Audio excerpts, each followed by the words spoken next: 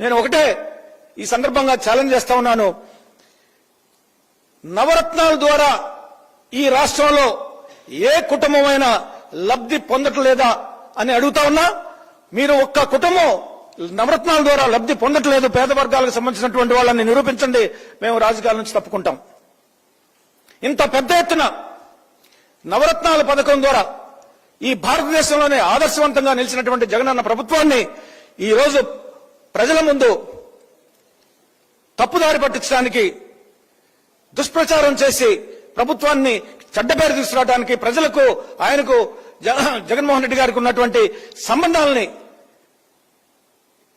విషపూరితంగా కలుషితం చేసి రాజకీయ లబ్ధి పొందాలని చూసేటువంటి మీ కుట్ర రాజకీయాలకు ఇక కాలం చెల్లింది.